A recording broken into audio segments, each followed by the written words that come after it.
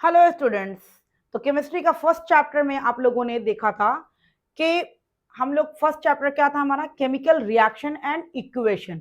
ठीक है, मैंने बताया था कि हम लोग केमिकल रिएक्शन करवाएंगे, फिर उस केमिकल रिएक्शन को किस तरीके से लिखते हैं उसको हम लोग इक्वेशन बोलते हैं। ठीक है, आई होप कि आप लोग को क्लियर हुआ होगा, जिसे मैंने फिजिकल चेंज, केमिकल चेंज और केमिकल रिएक्शन क्लियर कर दिया था।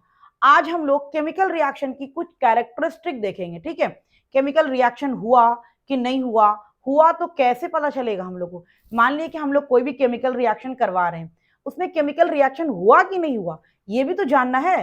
क्लियर है पॉइंट। हम लोग कोई भी चीज, हम लोग कुछ भी करते हैं, कुछ भी जैसे हम लोग डेली लाइफ में यूज करते हैं, हम लोग को कहीं पैसे ट्रांसफर करना है या कुछ करना है, अब मेरा हुआ कि नहीं हुआ ये काम, तो हम लोग क्या करते हैं, कुछ देखते हैं, कुछ नोटिस आता है, कुछ मैसेजेस आते हैं, तो उससे हम लोग को कंफर्म होता है कि हाँ ये वाला काम मेरा हो गया।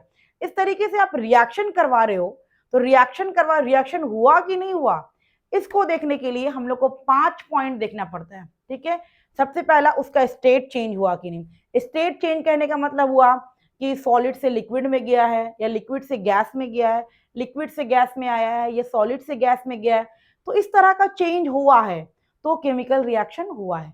उसके बाद कलर चेंज होगा। ठीक है, उसके बाद आपको टेम्परेचर चेंज होगा, उसके बाद आपको गैस निकलेगा और उसके बाद आपको प्रिसिपिटेशन होगा, यानी कि प्रिसिपिटेट होगा। तो मैं हर एक पॉइंट को क्लियर करूंगी, लेकिन सबसे पहले मैं आपको बताऊंगी कि केमिकल रिएक्शन हुआ। ठीक है, आपको इन पांचों में से कोई भी एक दिख जाएगा तो केमिकल रिएक्शन हुआ है।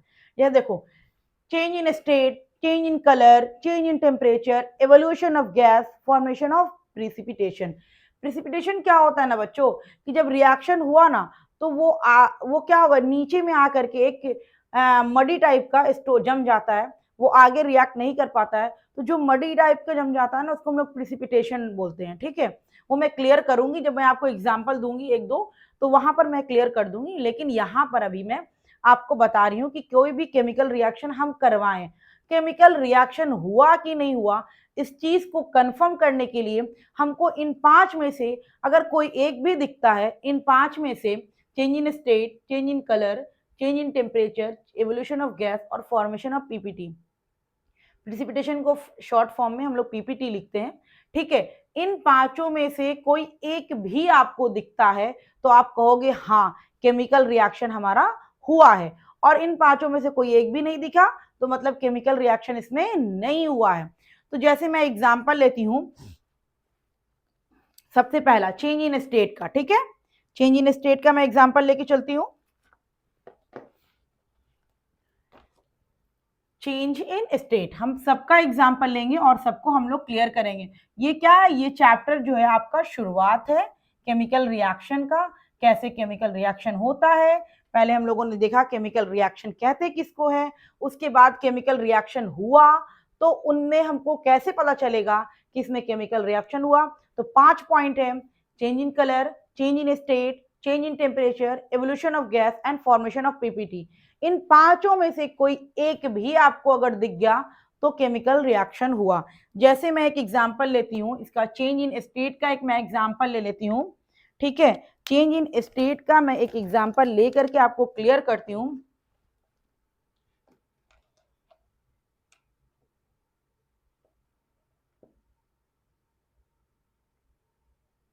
Ammonia gas,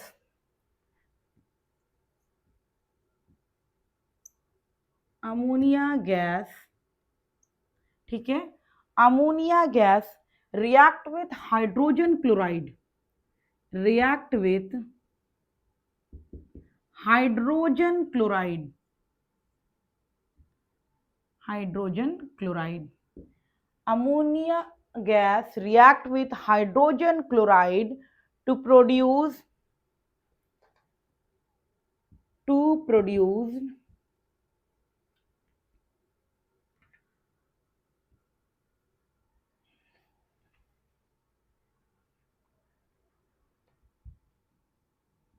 ammonium chloride. ठीक है, अमोनियम क्लोराइड, ये मैं एक एग्जांपल ले रही हूँ जस्ट, आपको अभी उतना ये नहीं देखना है। अब तो अभी आप धीरे धीरे धीरे धीरे एक चैप्टर से दूसरे चैप्टर में एंटर करोगे तो आपको रिएक्शन बहुत आसान हो जाएगा। लेकिन अभी आप जस्ट 10th में आए हो, 9th में आप इतना रिएक्शन नहीं पढ़े होगे। 9th में तो आप लोग फॉर्मूला बनाना, उसकी वैलेंसी याद करना, ये सब सीखे होगे, ठीक है। लेकिन आप 10th में आए हो तो आपको अब यहां पर से रिएक्शन स्टार्ट हो गया है, ठीक है। तो आप ये मत सोचना कि ये क्या स्टार्ट हो गया, ये हमको नहीं समझ में आ रहा है। तो हाँ बच्चों, आपको पहले नहीं समझ में आएगा, लेकिन धीरे धीरे धीरे धीरे आपको अच्छे समझ में आने लगेगा और इतना कॉन्फिडेंस आप हो जाओगे कि अच्छे से अपने से रिएक्शन कर पाओगे, ठीक है। तो ये मैं बस जस्ट एग्जाम्पल दे रही हूं आपको, ठीक है, जस्ट एग्जाम्पल है। ये जो मैंने लिखा है रिएक्शन, ये जस्ट एग्जाम्पल है। अभी आप धीरे धीरे धीरे खुद से रिएक्शन करना सीख जाओगे, ठीक है पॉइंट। तो हम लोग का क्या, हम लोग को देखना क्या है कि स्टेट चेंज हुआ। अमोनिया गैस है। अमोनिया का जो फॉर्मूला होता है बच्चों NH3 होता है, ठीक है। अमोनिया गैस है, ये रिएक्ट किया है हमारा हाइड्रोक्लोराइड से, हाइड्रोजन क्लोराइड से, HCl से। तो HCl ही मेरा गैस के फॉर्म में होता है, लेकिन जो बनता है वो हमारा बनता है अमोनियम क्लोराइड NH4Cl, ठीक है। तो NH4 जो Cl होता है बच्चों, ये किस फॉर्म में हो जाता है, सॉलिड के फॉर्म में हो जाता है। नेक्स्ट एग्जांपल ले लो आप H2 हमारा गैस के फॉर्म में होता है। O2 भी हमारा गैस के फॉर्म में होता है, लेकिन क्या फॉर्म करता है, H2O। समझ में आ रही है बात। H2 जो है, अमोनिया NH3 और HCl, ये दोनों गैस है, देखो गैस है ना, लेकिन जब रिएक्शन हुआ तो NH4Cl क्या हो गया, सॉलिड बन गया। स्टेट चेंज हो रहा है, स्टेट चेंज हुआ, गैस से सॉलिड में चला गया, स्टेट चेंज हुआ, इसका मतलब रिएक्शन हुआ है उन दोनों के बीच में। इन दोनों के बीच में रिएक्शन हुआ है कि नहीं हुआ है, ये बता रहा है कि हाँ हुआ है। क्यों, कैसे बता रहा है, क्योंकि ये सॉलिड हो गया। समझ में आ रहा है, स्टेट चेंज हुआ, इसका मतलब रिएक्शन हुआ है। अच्छा, वो तो आपका, ये तो आपका थोड़ा सा अपने से ऊपर लेवल का है, तो आपको नहीं, लेकिन ये तो आप तो H2 + O2 तो हमेशा पढ़े होगे। H2 गैस मैंने लिया और O2 गैस के साथ रिएक्शन करवाया, तो जब बना वो क्या बनता है, H2O कैसा होता है, लिक्विड फॉर्म में होता है ना। तो आप देखो H2 गैस में था, O2 भी गैस में था, लेकिन रिएक्शन जब हुआ तो H2O बना। तो H2O बच्चों मेरा क्या है, लिक्विड है। तो इस तरीके से हम बता सकते हैं कि हाँ इसमें रिएक्शन हुआ है। कैसे बता पाए हम, क्योंकि इसका स्टेट चेंज हुआ। स्टेट चेंज हुआ इसका मतलब इसमें रिएक्शन हुआ है। रिएक्शन से पहले ये गैस के फॉर्म में था, ये भी गैस के फॉर्म में था, लेकिन रिएक्शन के बाद ये सॉलिड हो गया। इसका मतलब इन दोनों के बीच में रिएक्शन हुआ है, तभी एक सॉलिड फॉर्म हुआ। उसके बाद H2 गैस है, O2 गैस है, H2O2 जब मिला तो H2O बन गया। तो H2O जब बना तो ये लिक्विड है। तो इसका मतलब ये क्लियर हुआ कि H2O जो है हमारा, ये क्या है, लिक्विड फॉर्म बना। तो इन दोनों के बीच में रिएक्शन हुआ था, तभी तो वो गैस से लिक्विड में चेंज हुआ। तो ये था आपका चेंज इन स्टेट का एग्जांपल। हम लोग दूसरा पॉइंट में चलेंगे, सेकेंड पॉइंट में चलेंगे। सेकेंड पॉइंट जो है बच्चों हमारा वो है चेंज इन कलर, ठीक है, change in colour, change in colour, ठीक है। चेंज इन कलर का एग्जांपल मैं बहुत आसान देती हूं, जो आप लोग डेली लाइफ में यूज करते हो, ठीक है। आयरन, अब ये मत बोलना कि आयरन नहीं पता क्या होता है, ठीक है।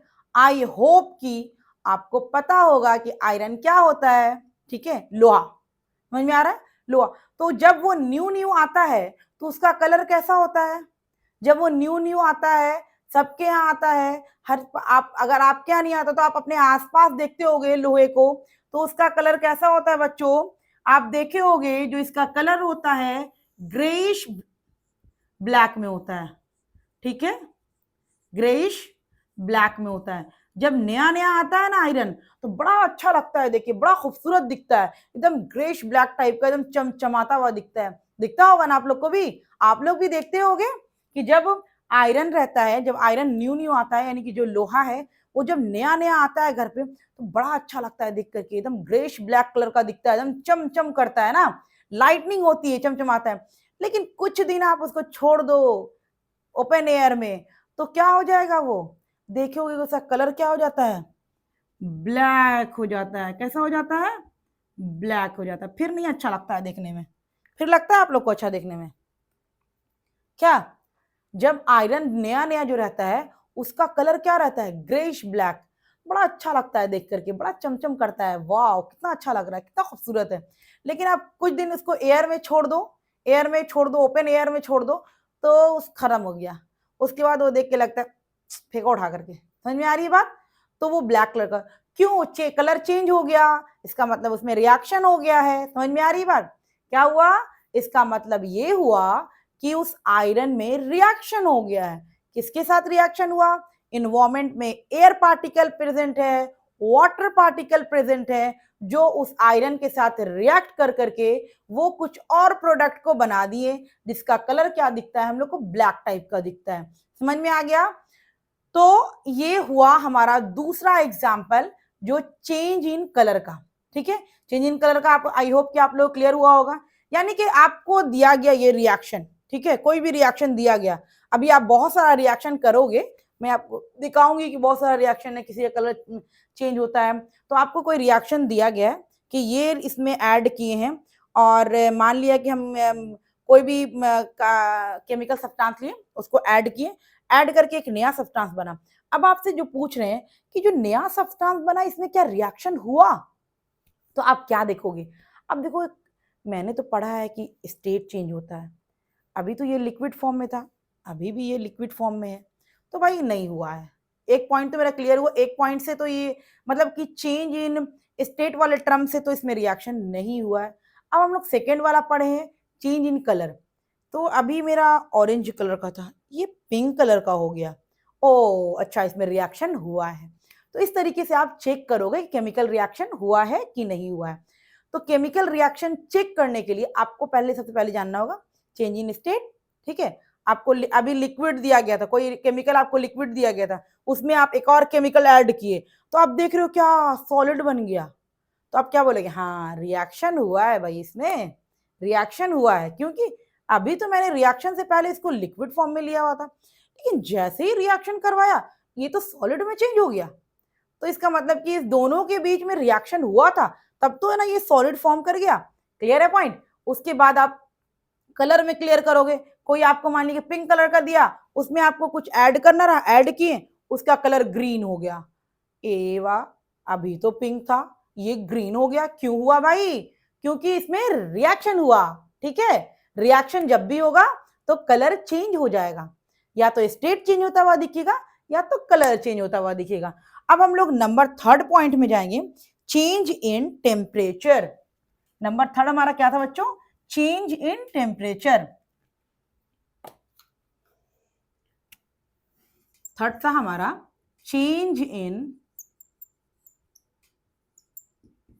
Temperature, change in temperature. ठीक है, नंबर थर्ड पॉइंट हमारा क्या है बच्चों? Change in temperature. Change in temperature जो होता है,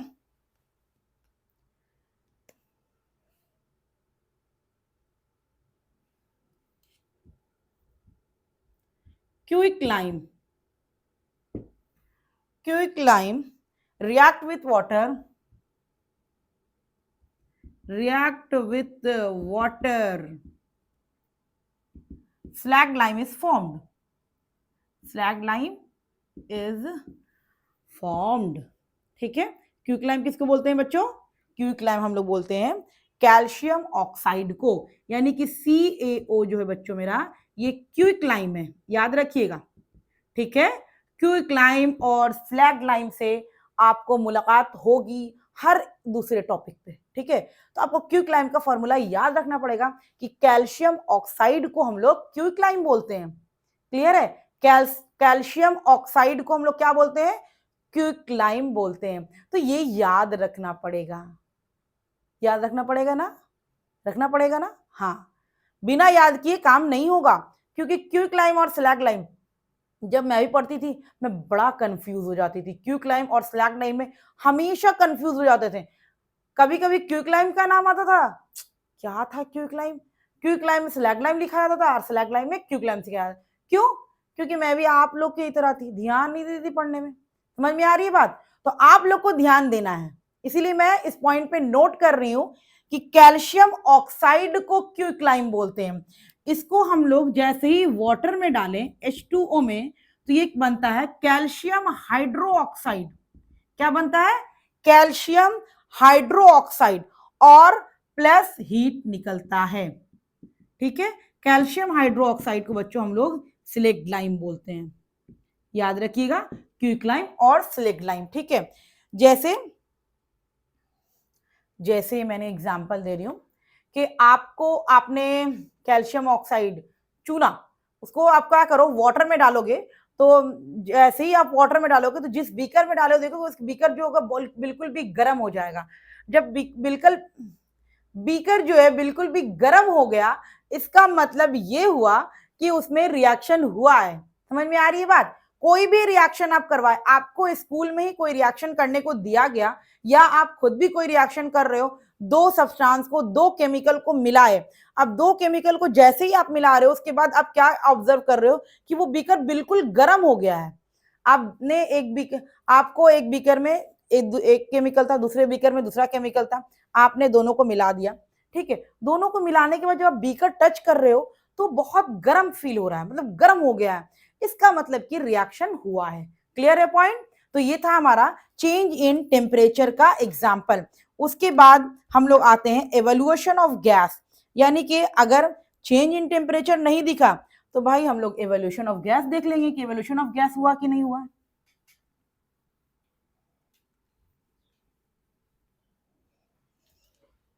तो फोर्थ में है हमारा evolution of gas, evolution of gas. ठीक है, एवोल्यूशन ऑफ गैस हम लोग देखेंगे। तो एवोल्यूशन ऑफ गैस देखिए बच्चों, जैसे ही हम लोग जिंक को सल्फ्यूरिक एसिड में डालते हैं तो इसमें क्या होता है, जिंक सल्फेट बनता है और H2 गैस जो है हमारा बाहर चला जाता है।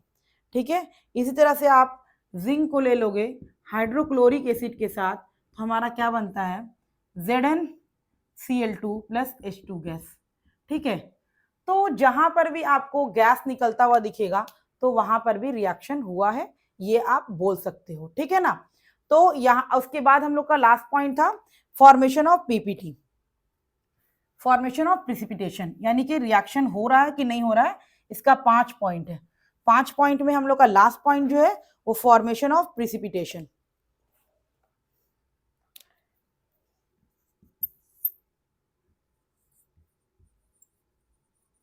Formation of precipitation. ठीक है, अब फॉर्मेशन ऑफ प्रिसिपिटेशन को आप पीपीटी भी लिख सकते हो।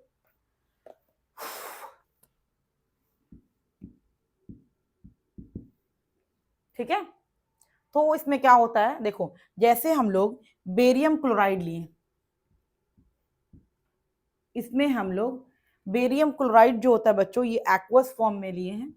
ये आगे एक्वस, लिक्विड, सॉलिड, गैस कैसे यूज करते हैं, ये केमिकल इक्वेशन लिखना मैं सिखाऊंगी, तब आपको मैं बताऊंगी कि इसका क्या यूजेस है। अभी मैं सिर्फ आपको एग्जांपल दे रही हूँ कि किस तरह का रिएक्शन आपको दिखेगा। सोडियम सल्फेट ये भी मेरा एक्वस फॉर्म में है, लेकिन जब ये रिएक्शन करता है तो क्या होता है, बेरियम सल्फेट बनता है, बेरियम सल्फेट और प्लस बेरियम सल्फेट और प्लस सोडियम क्लोराइड बनता है, ये सॉलिड फॉर्म में हो जाता है, और सोडियम क्लोराइड बनता है 2 ml। ठीक है, तो बच्चों होता क्या है ना, जैसे मेरे को बीकर में बेरियम क्लोराइड मिला, जिसको हम लोग क्या किए, सोडियम सल्फेट में मिला है।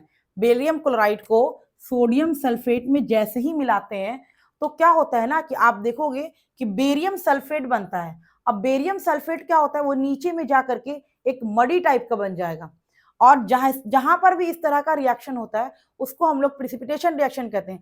आपको बेरियम क्लोराइड दिया गया और सोडियम सल्फेट दिया गया, दोनों दोनों केमिकल आपको दिया गया, आपने जैसे ही दोनों को मिलाया तो आपने क्या ऑब्जर्व किया कि उसके नीचे में, डाउन में, बॉटम में एक मडी टाइप का सब्सटेंस आकर के स्टोर हो गया है। इसका मतलब क्या हुआ कि रिएक्शन हुआ है, लेकिन प्रिसिपिटेशन रिएक्शन हुआ है, प्रिसिपिटेट हो गया है।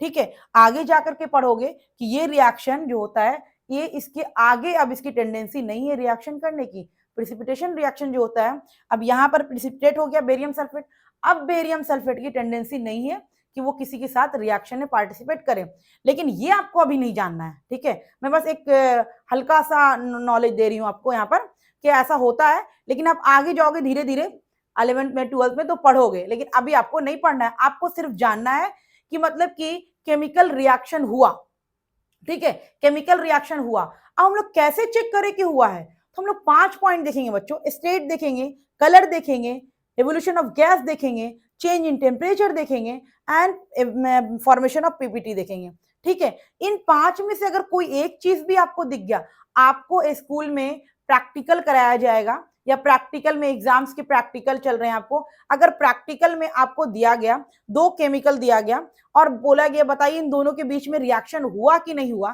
तो आप क्या क्या चेक करने वाले हो। आप पहले चेक करोगे स्टेट चेंज हुआ कि नहीं हुआ, अगर आपको लिक्विड दिया गया था सॉलिड हो गया, या सॉलिड दिया गया था लिक्विड हो गया, या लिक्विड दिया गया था गैस के फॉर्म में हो गया, इस तरह का हुआ है तो रिएक्शन हुआ है।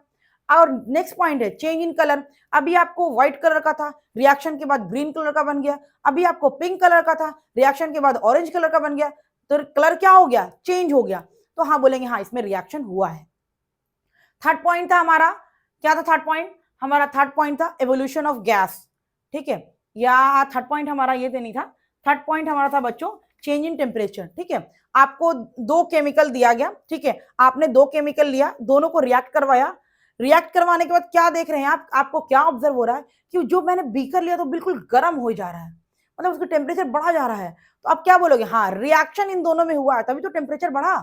उसके बाद आप क्या देख सकते हो, evolution of gas, gas evolve होते हुए दिखेगा आपको, तो कहोगे हाँ इन दोनों में रिएक्शन हो रहा है। या आप जब 2 केमिकल को जैसे ही मिलाए, आप नीचे में आकर के एक मड़ी सब्सटेंस आकर के स्टोर हो गया, कहोगे कि हाँ रिएक्शन हुआ है। तो कोई भी केमिकल रिएक्शन बताने के लिए आपको कितने देखना होगा, 5 चीजें देखनी होगी, change in colour, change in state, change in temperature, evolution of gas and formation of PPT. तो ये था हमारा केमिकल रिएक्शन चेक करने का तरीका कि केमिकल रिएक्शन हुआ है कि नहीं हुआ है। नेक्स्ट क्लास में हम लोग इंशाल्लाह स्टार्ट करेंगे केमिकल इक्वेशन, ठीक है, केमिकल इक्वेशन बहुत आसान टॉपिक है, फिर हम लोग उसमें बैलेंस्ड केमिकल इक्वेशन पढ़ेंगे, ये केमिकल इक्वेशन को बैलेंस्ड करते हैं, क्यों बैलेंस्ड करते हैं, उसके बाद हम लोग बैलेंस करना सीखेंगे, उसके बाद हम लोग टाइप ऑफ रिएक्शन पढ़ेंगे और इस चैप्टर को बिल्कुल भी खेलते खेलते फिनिश्ड कर देंगे, है ना। तो आप लोग पढ़ते रहिए, मेहनत करते रहिए, 2 टॉपिक रोज पढ़िए, लेकिन रोज पढ़िए, ऐसा नहीं एक दिन 10 टॉपिक पढ़े दूसरे दिन भाई सो गए, अभी तो मैं सब बच्चों से आगे हूं, ऐसा काम मत करिएगा, ठीक है। कोई बच्चे होते हैं एक दिन में 5 टॉपिक 6 टॉपिक 7 टॉपिक पढ़ लिए, सबसे आगे हूं मैं, और अगले दिन अगले 2-3 दिन आराम से सो रहे हैं, मैं तो अभी सारे बच्चे से क्लास में आगे हूं, मैं तो अभी बहुत आगे टॉपिक ले लिया हूं, अभी मैं आराम कर सकता हूं, तो वो बेकार है। जो बच्चे 2 टॉपिक रोज पढ़ रहे हैं ना वही अच्छे हैं। आप 10 टॉपिक रोज पढ़ रहे हो, आप 10 टॉपिक एक दिन पढ़ रहे हो और 5 दिन आराम कर रहे हो, तो वो बेकार है, ठीक है। 2 टॉपिक पढ़ो, रोज पढ़ो, ठीक है, धीरे धीरे पढ़ते रहो, इन हर एक पॉइंट पे क्या होगी, तुमको सक्सेस मिल जाएगी। लेकिन अगर तुम एक दिन 10 टॉपिक पढ़े, अगले 5 दिन आराम किए, तो तुमको कुछ नहीं होने वाला है, ठीक है। तो तैयार रहिएगा एग्जाम्स के लिए और हर एक टॉपिक के लिए, और आप लोग भी एनसीईआरटी बुक खोल करके देखिएगा कि जहां तक पढ़ाया गया है वहां पर कोई पॉइंट तो मिस नहीं हो गया, क्लियर है पॉइंट, एनसीईआरटी पूरा कवर्ड रहेगा, आपको कोई टेंशन लेने की जरूरत नहीं है, आपको बस पढ़ते रहना है, आपको ये नहीं देखना है कि मतलब क्या पढ़ना है नहीं पढ़ना, आप बस पढ़ना शुरू कर दो, एक टॉपिक वाइज, हर एक टॉपिक वाइज लेक्चर आते रहता है, आप देखते रहो, हर एक टॉपिक को पढ़ते रहो, और क्या पढ़ाना है उसका टेंशन नहीं लो, क्या पढ़ना है वो टेंशन लो, ठीक है।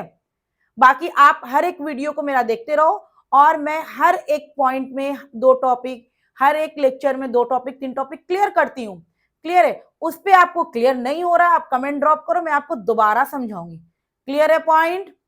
तो पढ़ते रहो और पढ़ाई को एंजॉय करते रहो, ठीक है। नेक्स्ट क्लास में मिलते हैं हम लोग केमिकल इक्वेशन के साथ, ओके।